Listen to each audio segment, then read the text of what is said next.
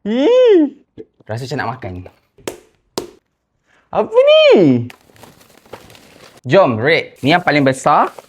Ni yang paling mahal. RM100. Kurang sikit sebab dia macam tak lembut. Yang ni kita letak nombor 3 dululah. Durian Musang King. Ni sekejap lagi lah. Kita yang besar-besar, kita buat last sekali. Cheese. Okay, cuma dia macam kosong. Tak ada ranking. Tak ada kata.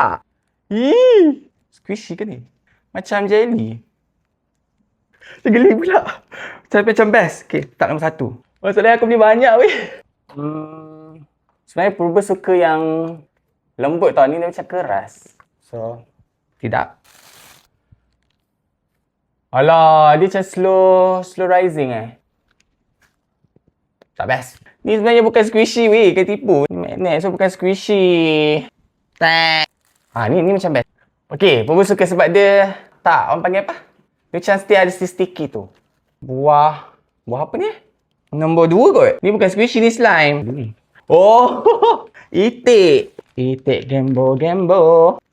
Apa ni? Weh, apa ni? Dah satu hal nak kena kemas. Nampak tak? Squishy ke ni? Macam bulu. Tapi bulu ni akan menyebabkan masalah. Alah, kalau tak ada bulu ni okey dah. Nampak?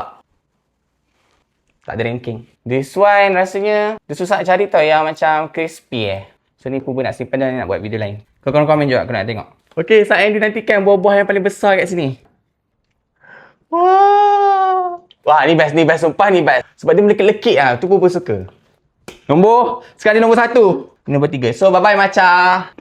Biasa je. So, korang nak Purba rate yang mana satu dulu? Yang durian ni ke ataupun yang pisang? Komen kat bawah. Kita sambung part 2.